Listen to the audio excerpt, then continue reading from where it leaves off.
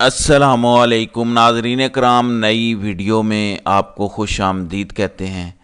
सबसे पहले ये ट्वीट ज़रा मुलाहिज़ा करें। इमरान खान से मुलाकात करके आने वालों ने बताया है कि इमरान खान ने आज दौरान मुलाकात कहा कि मेरी बात सुन लें, आप ये जंग जीत चुके हैं, वो हार चुके हैं। इमरान खान हमेशा की तरह पुरएतमाद हैं और जितने ज़्यादा जनरल साहब के आसाब चिटक रहे हैं उतने ज़्यादा इमरान खान पुरएतमाद नज़र आ रहे हैं। असाब चिटकने की एक निशानी ये है कि अभी शेर अफजल मरवत पंजाब में दाखिल हुए हैं। तहरीक इंसाफ के मुख्तलिफ लीडरान बाहर निकलने की बात कर रहे हैं। दरख्वास्त दी हुई है जितने भी हलकों में इंतखाबात हो रहे हैं कि हमें जलसे करने की इजाज़त दी जाए, जो कि इंतज़ामिया ने इनकार कर दिया है। घबरा गए हैं और इतना घबरा गए हैं कि दफ़ा 144 नाफिज कर दी गई है तमाम हलकों में जहाँ पे इंतखाबात हो रहे हैं। ज़िमनी इंतखाबात से पहले कैंपेन होनी चाहिए और जब तक इलेक्शन कमीशन की डेडलाइन नहीं होती कि उसके बाद आपने कैंपेन नहीं करनी, कोई किसी को रोक नहीं सकता, लेकिन डरते हैं, घबराते हैं। सूरत हाल ये है और तहरीक इंसाफ के लिए बड़ा चैलेंज ये है कि फॉर्म 47 एक बार फिर जनरल साहब की ब्यूरोक्रेसी ने तैयार करना है। वो ब्यूरोक्रेसी जो जनरल साहब के अंगूठे के नीचे है उसने ही फॉर्म 47 तैयार करने हैं। फॉर्म 47 याद रखिएगा। फॉर्म 45 इस दफ़ा आवाम ने लेने हैं और उसके बाद फॉर्म 47 की भी हिफाजत करनी है। उसका तरीक़ाकार क्या है? नाज़रीन इकराम, क्योंकि महदूद हलकों में इलेक्शन हो रहे हैं तो आपके जितने MNAs MPAs हैं अभी सिटिंग, वो सब अगर 100 बंदा लेकर, मसलन अगर 20 टोटल हलकों में इलेक्शन हो रहे हैं तो आपके पास 200-250 अगर MNA MP और सेनेटर्स हैं, ये 100 बंदा लेकर भी अपने अपने हलके रख लें कि इस हलके में मेरा 100 बंदा आएगा, तो अगर हर जगह पे एक MNA MPA की जोड़ी हो जाए, 200 बंदा हो जाए और आप 10-10 की ऐसी जोड़ियां बना दें तो कुछ लोग फॉर्म 45 लेने के लिए, कुछ फॉर्म 47 लेने के लिए पहुंच जाएंगे। ये नॉर्मल हालात नहीं हैं, पाकिस्तान नॉर्मल नहीं चल रहा। मैं आपको जनरल साहब की साइकी बताता हूं जो मैं समझ पाया हूं अभी तक। साइकी यह है कि मैं अपनी मर्जी करूंगा, जो पुटना है पुट लो, जो उखाड़ना है उखाड़ लो। इसलिए 9 फरवरी को जो धांधली की गई वो नंगे अंदाज में की गई कि मेरी बादशाहत है, तुम जो कर सकते हो कर लो। अब उनके अपने टाउटों के जरिए इतला है कि फॉर्म 47 के नताइज पहले से ही तैयार किए जा रहे हैं। फॉर्म 45 की जरूरत ही नहीं है, आपके पास होगा नहीं होगा। ये है ब्लेटेंट, जो बंदा शो ऑफ करता है कि मैं ताकत में हूं, जो करना है कर लो। कुरान मजीद की एक आयत किसी ने बमा तर्जमा लगाई है, मुझे बड़ी अच्छी लगी है, जरा मुलाहिजा करें। स्वयं मुनाफिको, अजब नहीं कि अगर तुम हाकिम हो जाओ तो मुल्क में खराबी करने लगो और अपने रिश्तों को तोड़ डालो। यही लोग हैं जिन पर अल्लाह ने लानत की है और इनके कानों को बहरा और इनकी आंखों को अंधा कर दिया है। भला ये लोग कुरान में गौर नहीं करते या इनके दिलों पर कुफ्र पड़े? जो लोग राह हिदायत जाहिर होने के बाद पीठ फेर गए, शैतान ने यह काम उनको अच्छा करके दिखाया और उन्हें लंबी उम्र का वादा दिया। ये इसलिए कि जो लोग अल्लाह की उतारी हुई किताब से बेजार हैं, ये उनसे कहते हैं कि बाज कामों में हम तुम्हारी बात भी मानेंगे और अल्लाह उनके पोशीदा मशवरों से वाकिफ है। तो उस वक्त इनका कैसा हाल होगा जब फरिश्ते इनकी जान निकालेंगे और इनके चेहरों और पीठों पर मारते जाएंगे। ये इसलिए कि जिस चीज से अल्लाह नाखुश है ये उसके पीछे चले और उसकी खुशनुदी को अच्छा ना समझे, तो उसने भी इनके अमाल को बर्बाद कर दिया। क्या वो लोग जिनके दिलों में बीमारी है ये ख्याल किए हुए हैं कि अल्लाह उनके कीनों को जाहिर नहीं करेगा? और अगर हम चाहते तो वो लोग तुमको दिखा भी देते और तुम उनको उनके चेहरों ही से पहचान लेते और तुम उन्हें उनके अंदाज़े गुफ्तगू ही से पहचान लोगे और अल्लाह तुम्हारे अमाल से वाकिफ है। और हम तुम लोगों को आजमाएंगे ताकि जो तुम में जिहाद करने वाले और साबित कदम रहने वाले हैं उनको मालूम करें। जी, ये बहुत अप्रोप्रिएट आयत है। देखें, सूरत हाल ये है कि इस टाइम पाकिस्तान पर एक ऐसा गिरोह मुसल्लत है और ये सारे एक ही हमाम में हैं। मेरी ये ज़ाती राय है और मैं जजमेंटल आप इसको करार दे सकते हैं कि ये सारी अशराफिया का गिरोह क़यामत पर ईमान नहीं रखते, रोज़े जज़ा पे। इनका मौत के बाद हिसाब देने पर कोई ईमान नहीं है, वरना जो ये कर रहे हैं इसका उशरे उशीर भी अगर ये करते तो इनके रोंगटे खड़े हो जाते, क्योंकि ताकत जितनी ज़्यादा होगी पकड़ उतनी सख्त होगी, उतनी ज़्यादा होगी और अल्लाह की पकड़ से कोई बच नहीं सकता। अब जब ये सूरत हाल है कि एक तरफ ये लोग ہر طرح سے سختی کر کے عوام میں مایوسی پھیلا رہے ہیں۔ میں نے آپ کو اللہ کی آیت اس لیے سنائی کہ آپ کی مایوسی ختم ہو۔ آپ کو ایک تحریر پڑھ کے بھی سنانا چاہتا ہوں جو مجھے بڑی اچھی لگی، جو آپ کے میرے اور پاکستان کے حوالے سے ہے۔ لکھا ہے کہ در حقیقت پاکستانی قوم کیا ہے؟ پاکستان جغرافیائی اعتبار سے دنیا کا بہترین ملک نہیں ہے۔ پاکستان اللہ کے رازوں میں سے ایک راز نہیں ہے۔ پاکستانی قوم دنیا میں سب سے زیادہ خیرات کرنے والی قوم نہیں ہے۔ پاکستان کی فوج دنیا کی نمبر 1 فوج نہیں ہے۔ پاکستانی دنیا کے بہترین دماغ نہیں ہے۔ اگر پاکستانی یہ سب کچھ نہیں ہے تو پاکستانی کیا ہیں؟ پاکستانی دنیا کی سب سے منفرد قوم ضرور ہیں۔ یہ ایک اعزاز ہے اس قوم کے پاس کہ یہ سب سے منفرد قوم ہے۔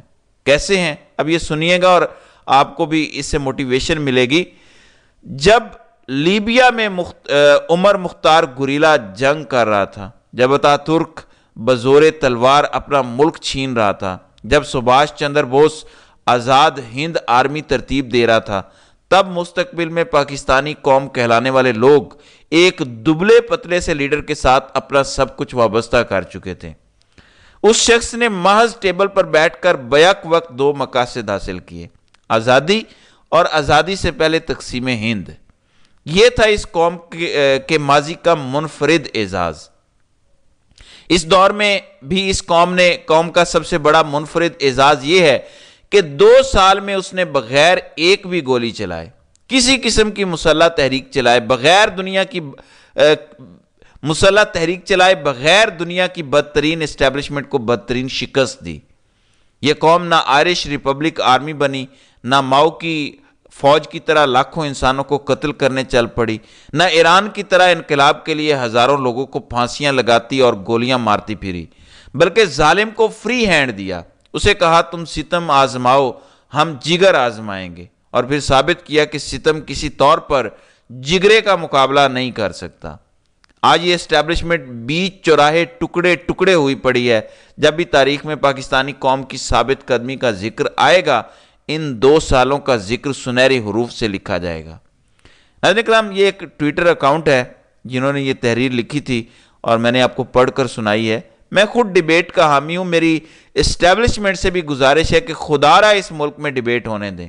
کوئی آپ پہ تنقید کرے گا، کوئی آپ کی تعریف کرے گا، لیکن بیچ میں سے پاکستان کی بہتری نکل کر آئے گی۔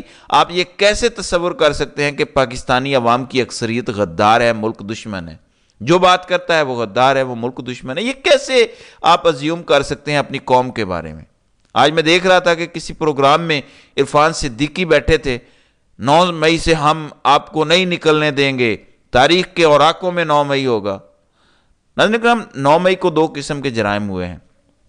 ایک عمران خان کا اغوا ہوا جو ملک کا سب سے بڑا لیڈر ہے، اور دوسرا جرم یہ ہوا کہ کچھ لوگوں نے انتشار کر کے شاید کور کمانڈر ہاؤس میں آگ لگائی اور کچھ دیگر جگہوں پر توڑ پھوڑ کی۔ 2 جرائم ہیں۔ 1 سال گزر گیا ہے، آج تک ان جرائم کی تحقیقات نہیں ہوئی۔ یہ دونوں جرائم ہیں، لیکن بغیر تحقیقات کے تحریک انصاف کو تہس نہس کر دیا گیا، لوگوں کو ننگا کیا گیا، الٹا لٹکایا گیا، اتنا مارا گیا کہ ان کی چیخیں میلوں تک جاتی تھیں۔ ماؤں، بہنوں، بیٹیوں کی عزتوں پہ ہاتھ ڈالے گئے۔ خواتین آج تک جیلوں میں ہیں۔ تحریک انصاف کو الیکشن نہیں لڑنے دیا گیا بطور پارٹی، الیکشن سمبل لے لیا گیا۔ جب وہ الیکشن جیت گئے تو رات کو چرا لیا گیا۔ یہ آپ نے سب کچھ کیا ہے 9 مئی کا بدلہ لینے کے لیے۔ آپ مجھے بتائیں اس سے زیادہ کتنا بدلہ لینا ہے آپ نے؟ کیا 24 کروڑ عوام کو قتل کرنا ہے؟ اور یہ سب کچھ آپ نے بغیر تحقیقات کے کیا، بھی تحقیقات نہیں ہوئی۔ بار بار کہتے ہیں جی قاضی کے خلاف عمران خان نے ریفرنس بھیجا تھا تو وہ بدلہ لے رہا ہے۔ وہ بدلہ کتنا لینا ہے؟ عمران خان کو جیل میں ڈالا ہوا ہے ناحق، قاضی صاحب کا بدلہ پورا نہیں ہوا۔ اس کی بیوی کو جیل میں ڈالا ہوا ہے ناحق، اس کا بدلہ پورا نہیں ہوا۔ اس کی پارٹی توڑ دی، قاضی کا بدلہ پورا نہیں ہوا۔ قاضی نے خود عمران خان کی پارٹی سے بلے کا نشان لیا، اس کی پارٹی ختم کر دی، بدلہ پورا نہیں ہوا۔ یہ کیسے لوگ بیٹھے ہیں ہمارے بڑے عہدوں پر جو بدلے لے رہے ہیں ذاتی؟ ناظرین کرام، جنرل صاحب عمران خان سے ذاتی بغض نہ نکال رہے ہوں تو میں آپ کو یقین دلاتا ہوں کہ جیل میں ڈالنے کے بعد پابندیاں لگا دیتے، کوئی ملاقات نہ کرتا کچھ۔ لیکن یہ جو اتنی سختی اب تک کی جا رہی ہے، جلسہ نہیں کرنا، بات نہیں کرنی، ٹی وی پر نہ آئیں، یہ کیوں ہے؟ یہ ذاتی بغض ہے اور کچھ نہیں ہے۔ ورنہ ایک بندہ جیل میں ہے وہ کیا کر سکتا ہے؟ 2-4 بیانات دے سکتا ہے نا، بیانات سے کیا ہو جاتا ہے؟ انقلاب آ جاتا ہے بیانات سے۔ عمران خان باہر تھے تو انقلاب نہیں آیا، تو اب کیسے آئے گا؟ یہ ذاتی بغض نکالا جا رہا ہے، ذاتی جھگڑے اپنے نپٹائے جا رہے ہیں، ذاتی انا کی تسکین کی جا رہی ہے اور ملک کا بیڑا غرق کیا جا رہا ہے۔ نون لیگ کو بھی یہ بیانیہ تھما دیا ہے فیصلہ سازوں نے، اور پیپلز پارٹی کو بھی تھما دیا ہے کہ ٹمپریچر نیچے کریں، اب ہمیں بیٹھنا پڑے گا۔ کل زرداری سے فیصلہ سازوں نے تقریر کروا دی کہ ہمیں آپسی لڑائی ختم کرنی ہوگی، آگے بڑھنا ہوگا، وقت ختم ہے، وقت کم ہے۔ یہ کیسے ہو سکتا ہے کہ آپ کسی کے حق پہ ڈاکہ ماریں اور کہیں کہ وہ انتشار پھیلا رہا ہے؟ میرے گھر میں چوری ہو، ڈاکہ پڑ جائے، اس پر میں احتجاج کروں اور آپ کہیں کہ تم انتشار پھیلا رہے ہو، اور میرے گھر میں ڈاکہ پڑ گیا، احتجاج نہ کروں تو اور کیا کروں؟